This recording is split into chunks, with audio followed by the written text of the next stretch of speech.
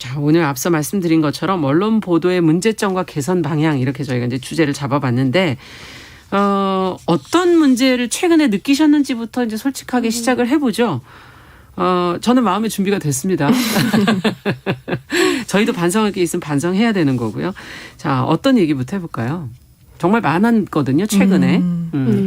양재 활동가. 네, 최근에 좀 이중사 그 공군부사관 사망 사건에 있어서의 보도에 대한 고민들이 되게 많았어요.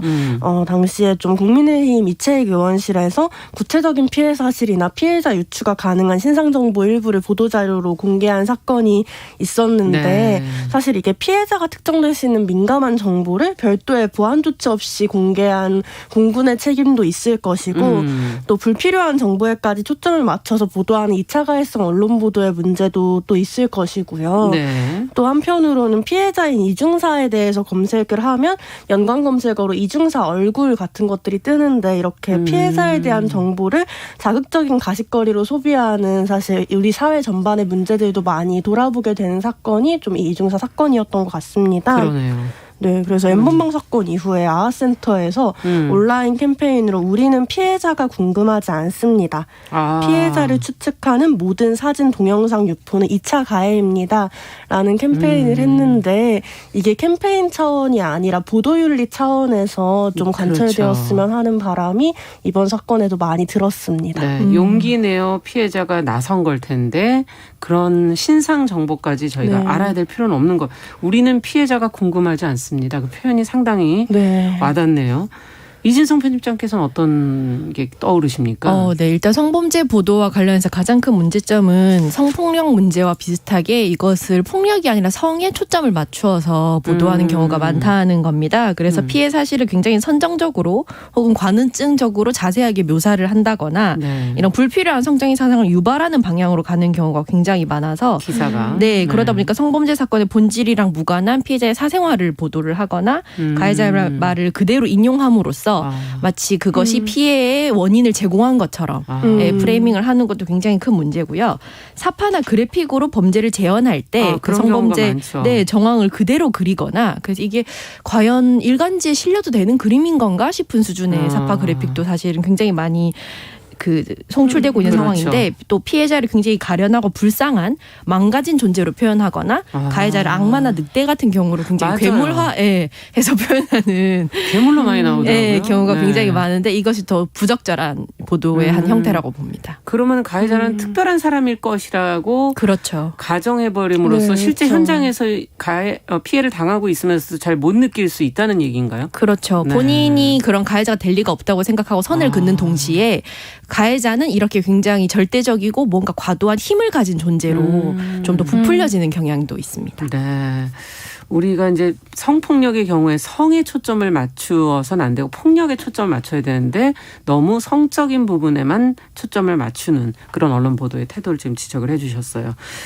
자, 그렇다면 지금 이제 저희가 전반적인 얘기를 다 다뤄야 되기 때문에 최근의 사건들을 얘기해 주셨고 죽음에 관한 것, 어떤 한 사람의 죽음을 다루는 태도, 이거는 굉장히 중요한 거잖아요. 생사를 걸려있는 아주 중요한 문제인데 뉴스 가치를 어떻게 판단하느냐에 따라서 그것을 보도하는 태도가 달라질 것이고 이 부분에 대해서는 어떻게 보십니까? 중요한 사회적 의미를 갖는 죽음을 놓치고 있는 건 없는지 아니면 또 너무 그 가치를 제대로 평가하지 못하고 있는 것, 그런 또 과도하게 평가하는 죽음 이런 것들이 있는 것인지 네. 어떻게 보십니까?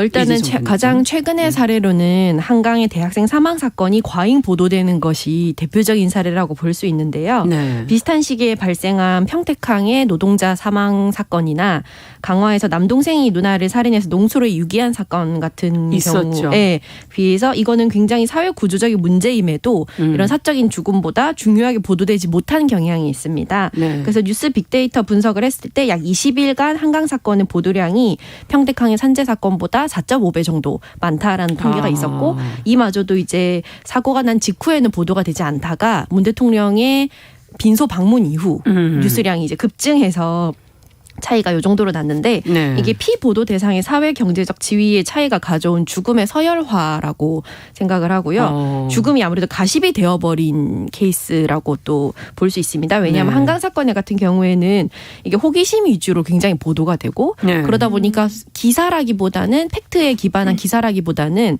추리 소설을 쓰는 듯한 형식의 그리고 자신의 추측이나 감상, 일반 시민의 추측 등을 무분별하게 보도함으로써 네, 이 일을 키운 케이스라고도 볼 수 있습니다. 그렇군요. 죽음을 서열화한 거 아니냐라는 지금 지적을 해주셨고 양재 활동가께서는 또 어떻게 보십니까?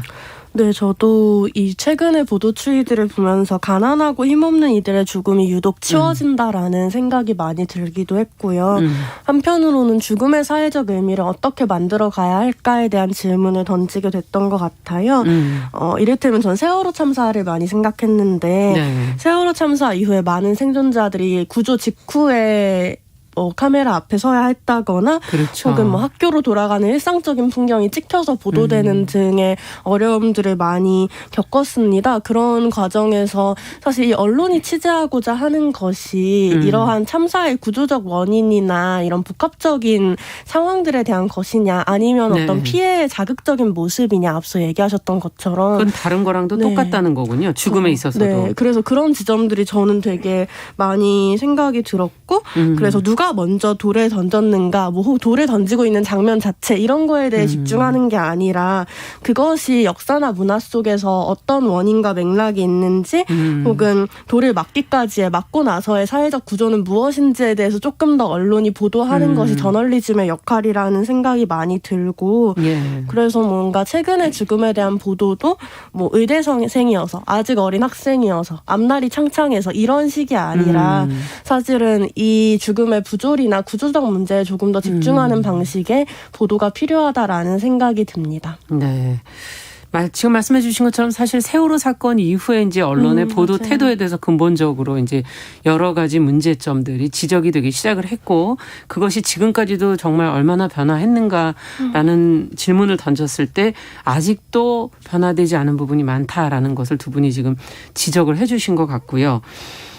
코로나 국면이라는 이 상황 속에서의 보도, 그러니까 저희가 어떤 재난이라든지 죽음이라든지 이런 중요한 문제에 부딪혔을 때 사실 민낯을 드러내기 쉽고 네. 그런 상황 속에서도 또 문제가 많이 지적이 됐었잖아요.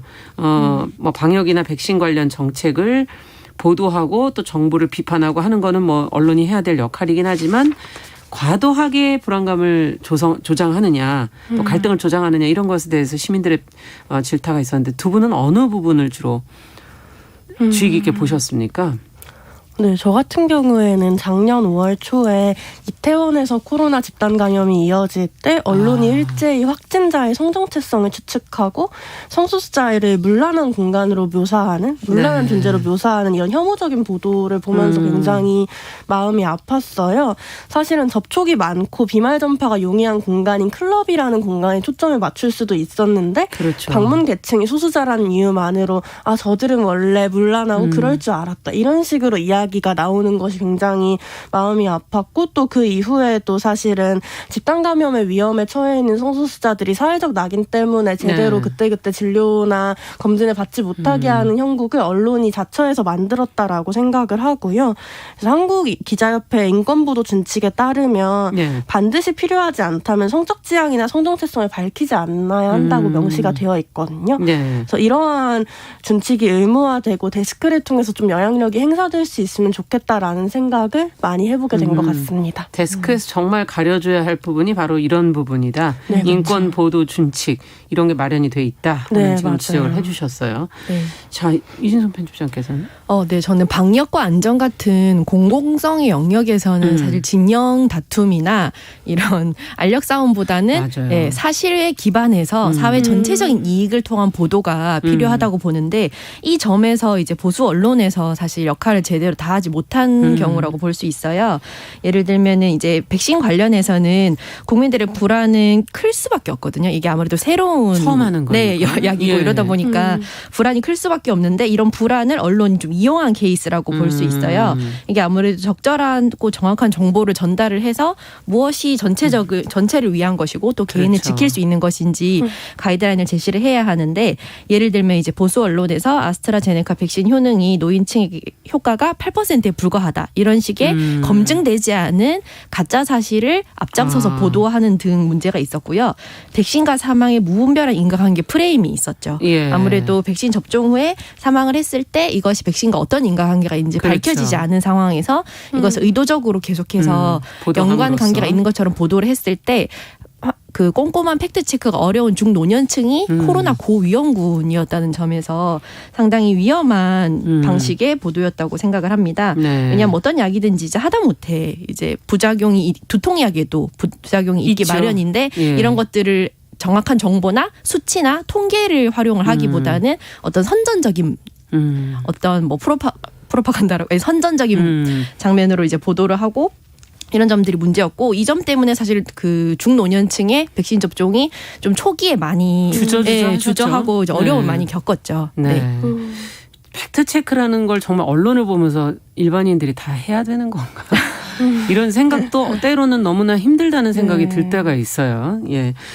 자, 언론이 그럼 과연 무엇에 초점을 맞춰서 그럼 그 역할을 해야 하는가로 조금 이제 얘기들이 나오기 시작하는 것 같은데 그 하나가 중요한 공공적인 것을 공론화하는 거, 또 그것은 또 의제 설정과 연결이 되어 있는 부분인 것 같아서 이 부분의 역할이 유난히 좀 미진하다 이런 지적들이 있거든요. 앞서도 어떤 구조적인 것들을 결국 얘기해라라고 얘기하신 거랑 연결성이 있는 것 같은데요. 네. N번방 사건도 그렇고 이 경우도 사실 초반에는 소수 언론이 보도를 하기는 했었지 않습니까? 근데 사건을 제대로 알린 것은 추적단 불꽃이었었던 거고 이 활약을 보면서 여러 가지 또 생각이 들기도 하고 두 분의 얘기를 좀 들어보죠. 의제 설정이나 공론화라는 언론의 역할에 있어서 어떤 부분이 더 문제라고 느끼시는지.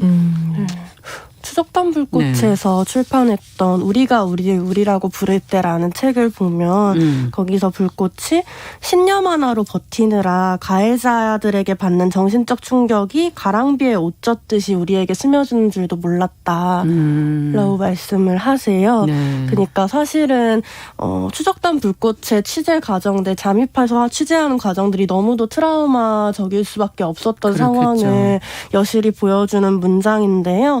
사실 이런 취재나 잠입의 부분들에 대해서 시민의 역할이나 자발성의 역할로 남겨두는 게 아니라 언론의 적극적인 책무로 가져가야 한다라는 생각이 많이 들었고 그러네요. 그때그때에 반짝하는 자극적인 혹은 클릭수가 높은 이슈를 중심으로 하는 보도 문화 속에서는 이런 긴 시간 잠입해서 취재하고 의제를 공론화할 수 있는 세심함을 만들기가 굉장히 어렵다라는 그렇죠.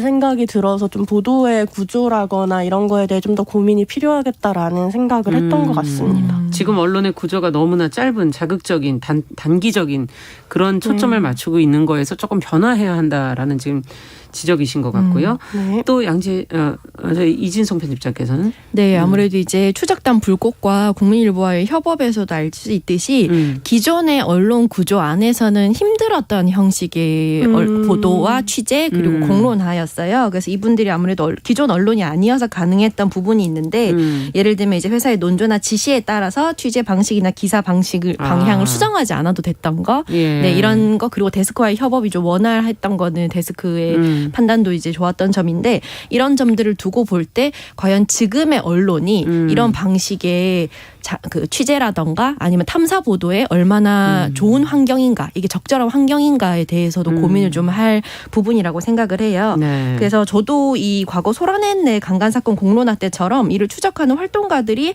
소모되는 것이 가장 걱정이어서 이런 것들을 개인의 영역으로 남겨놓거나 개인에게 이제 외주를 주는 것보다는 전반적인 의제 설정과 그 공권력의 적절한 개입이 필요하다는 원론적인 얘기를 할 수밖에 없고요. N번방 사건 보도 때도 사실 피해 사실을 자극 자극적으로 보도하기보다는 왜 이런 조직적인 디지털 그렇죠. 성착취가 가능했는지에 대한 근원적인 접근부터 필요한 사건이었다고 생각을 합니다. 네, 그 부분이 개인이 해야 할 역할은 사실은 아니죠. 네. 근데 이제 개인들이 뛰어들어서 그것을 개인의 삶을 어떻게 보면 소모시켜가면서 하고 있는데 이 부분을 사실 공론화까지의 그 긴 시간을 언론이 제대로 맡아서 해야 한다. 제 역할을 탐사보도 분야에서 특히 지금 지적을 해 주셨고요. 참 지금 언론의 어떤 구조들, 기성 언론들의 구조들이 이렇게 되어 있다 보니 아무래도 젊은 세대로 갈수록 이에 대한 신뢰도, 접근성 이런 게 점점 이제 떨어지고 있는 것 같고 그래서 대한 매체들이 이제 좀 많이 나오고 있는 것 같습니다. 두 분은 어떤 매체를 통해서 사실 많이 중요한 뉴스는 거기에서 확인하시고 접하고 계시는지 좀 궁금해요. 어떤 언론들, 대한 언론들을 대하고 계십니까?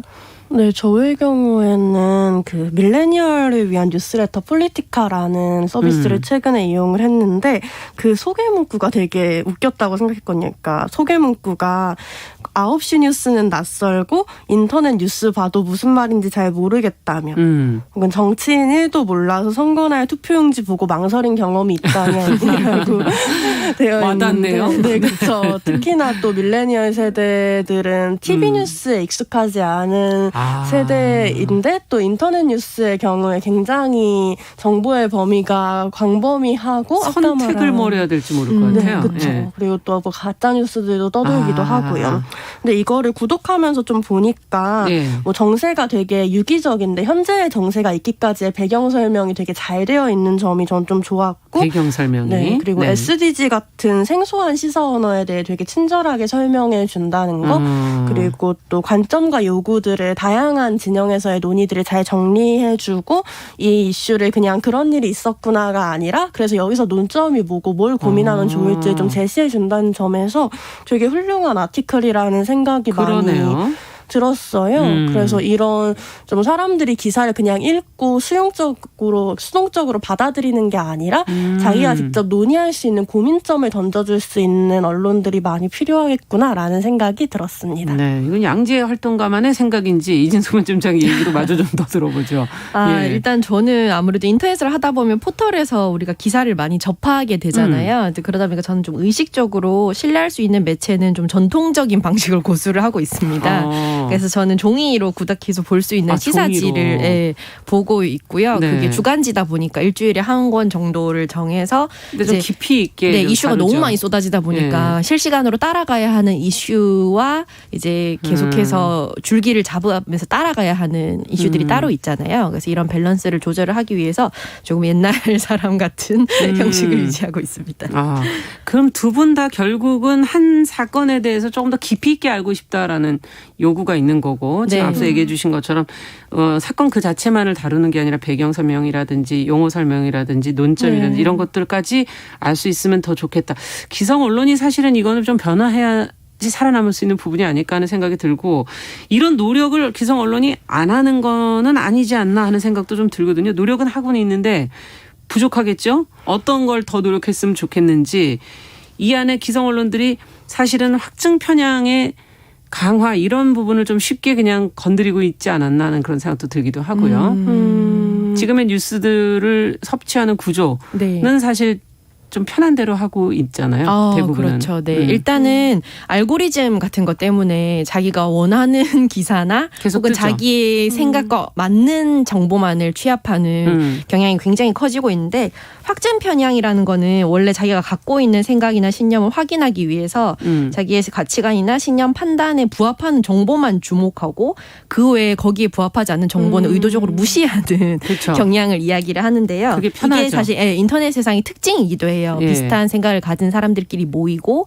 그러다 보니까 자신의 생각과 다른 이야기는 그것이 설령 팩트라고 하더라도 음모론이 되어버리는 혹은 굉장히 왜곡된 정보가 되어버리는 일이 요즘에 이 뉴미디어 시대에 벌어지고 있거든요.